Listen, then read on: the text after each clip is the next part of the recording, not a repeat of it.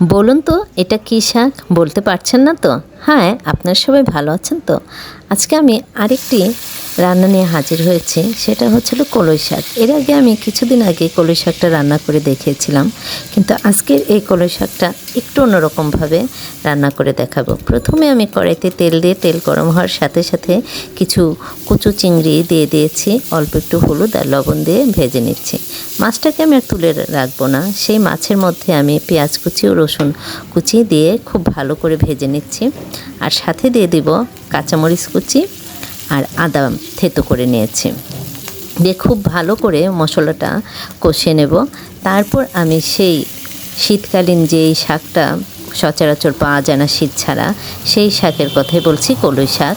সেই শাকটাকে খুব ভালো করে কেটে ধুয়ে মিহি করে কুচিয়ে নিয়েছি। তারপর সেই মশলার উপর দিয়ে দিয়েছি।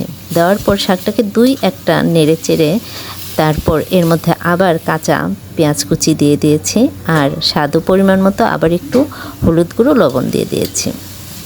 দিয়ে মাত্র আমি হাতে দেখিয়ে দিয়েছি, মানে আঙুল দিয়ে 2 মিনিট আমি একটু ঢাকা দিয়ে দিয়েছিলাম। তারপর উঠিয়ে দেখুন কত সুন্দর হয়ে গেছে এটা, মানে একেবারেই যেন খাওয়ার উপযোগী। কিন্তু না, সেখানে আমি আরেকটা উপকরণ মেশাবো, সেটা হলো চালের গুঁড়ি। আপনারা চাইলে এখানে আটা কিংবা ময়দাও দিয়ে দিতে পারেন। একটু জল দিয়ে আমি গুলিয়ে ঠিক সেই শাকের উপর দিয়ে দিয়েছি। এতে শাকটা খেতে একটা অসাধারণ লাগে, আর একটু আঠালো আঠালো ভাব হয়। তো আমরা তো শাক সচরাচর যেভাবে খাওয়ার সবসময় সেই শাকগুলো একই উপকরণ দিয়ে খেয়ে থাকি, কিন্তু একটু এরকম করে খেয়ে দেখবেন খুবই ভালো লাগবে। আর যদি ভালো লেগে থাকে তাহলে চ্যানেলটিকে সাবস্ক্রাইব ও ফলো দিয়ে আমার পাশে থাকবেন। ওকে, সবাই ভালো থাকবেন।